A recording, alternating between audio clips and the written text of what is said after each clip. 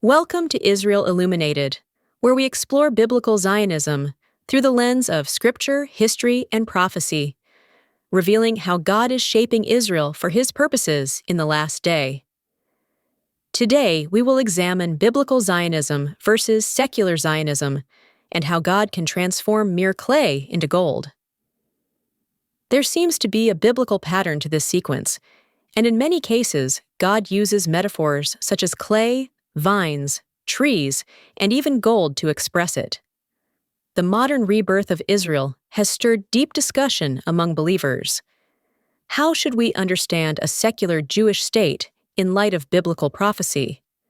At first glance, secular Zionism, a political movement for Jewish self-determination, may appear to stand in tension with biblical Zionism, which centers on God's covenantal promises and the eventual spiritual restoration of Israel. Yet Scripture repeatedly reveals a divine pattern. God begins His work in Israel through unbelief, partial blindness, immorality, or secularism, and from that very clay, He fashions a purified, God-centered nation. Far from being opposites, secular Zionism becomes the raw material God uses to bring forth biblical Zionism, just as certain metals get extracted from clay, then refined by fire or smelting can produce gold.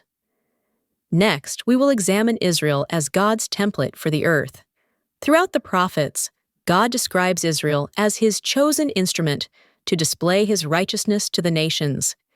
He gathers, shapes, refines, and ultimately glorifies His people, not for their sake alone, but for the world's salvation according to Ezekiel 36:22-23.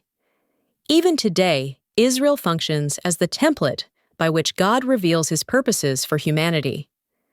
The Scriptures show a consistent four-step pattern in how He does this. First, God gathers Israel back in unbelief or secularism. Isaiah 11:10-12 foretells a day when the Lord will gather the dispersed of Judah from the four corners of the earth.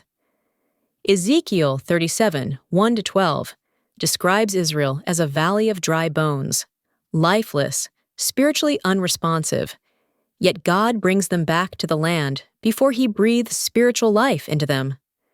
This is a crucial point. God regathers the Jewish people first in unbelief.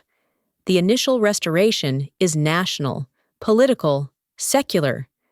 The spiritual transformation comes later. Ezekiel 36:24 confirms this sequence. I will take you from the nations and gather you, and bring you into your own land. Only after the regathering does God say He will cleanse and renew their hearts, and puts His Spirit in them in verse 25. Thus, modern secular Zionism, despite lacking explicit religious motivation, still fulfills God's prophetic blueprint. Believers should not fear Israel's secular or immoral condition. Scripture said it would begin exactly this way. Next, God molds and shapes Israel like clay. A huge transformation, not by human politics, but by divine craftsmanship. Jeremiah 18:1-10 introduces the potter's house, where clay is reshaped according to the potter's will. God says plainly, "Can I not do with you, Israel, as this potter does? Like clay in the hand of the potter, so are you in my hands, Israel." Israel's spiritual imperfections do not disqualify them. They invite God's redemptive reshaping. This molding prepares Israel for the deeper refinement that follows. Ezekiel 36:22-25 aligns with this phase. God acts not for your sake, but for my holy name. He softens hearts, removes uncleanness, and prepares His people for holiness. Next, we will examine how God refines Israel by fire, a purification through the tribulation. Gold imagery is frequent in Scripture. Raw gold often hides inside metal deposits. Only through heat does pure gold emerge. The same metaphor applies spiritually. Job 23:10 declares, "When He has tested me, I shall come forth as gold." Zechariah 13:9 adds, "I will refine them like silver and test them like gold." the prophets reveal that Israel's greatest spiritual awakening occurs in a future time of tribulation. This is not arbitrary suffering, but purposeful refinement, burning away the waste so the genuine faith may appear. During this process, Messiah himself is revealed as the deliverer. Malachi 3:2-3 describes him as a refiner's fire and fuller's soap. This is not destruction, but purification. Even the New Testament echoes this refining. 1 Peter 1:7 speaks of faith tested by fire, and Revelation 3:18 calls believers to buy from me gold refined by fire, meaning undiluted devotion. Lastly, we will examine how God brings Israel out of the furnace and reveals her glory to the nations.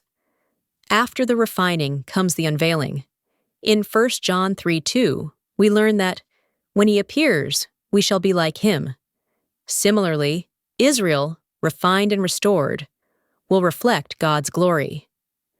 2 Corinthians 3:18 describes this transformation as moving from glory to glory, a gradual unveiling of God's image. This final phase is the birth of biblical Zionism, a nation purified, restored, and aligned with God's covenantal purposes.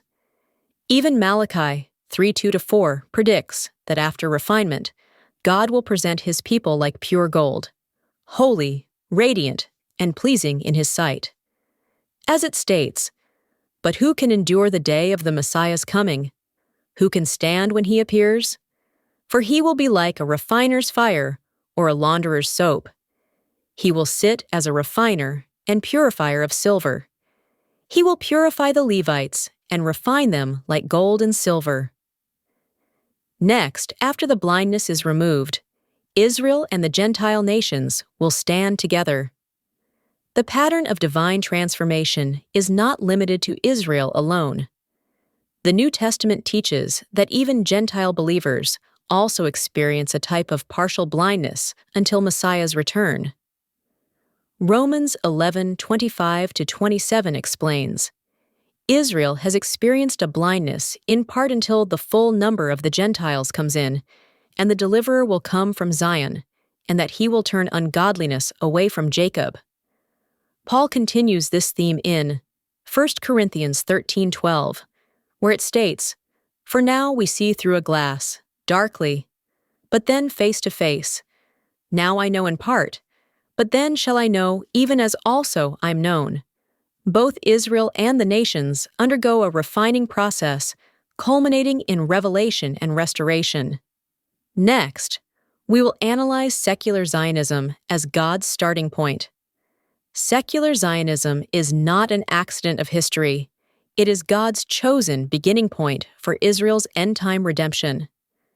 Just as clay contains microscopic gold particles, secular nationalism carries the raw material from which biblical Zionism will emerge.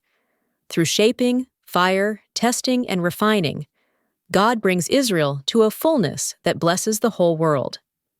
As a great example of this testing, before the October 7th massacre by Hamas, Israeli society was deeply divided, politically, socially, and religiously.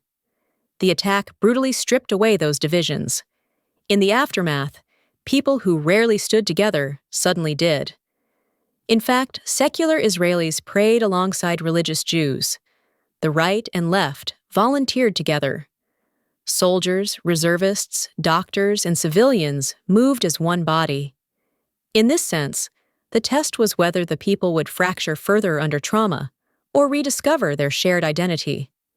Many felt that the unity which emerged, though born of pain, revealed something enduring beneath the disagreements and brought them closer to God.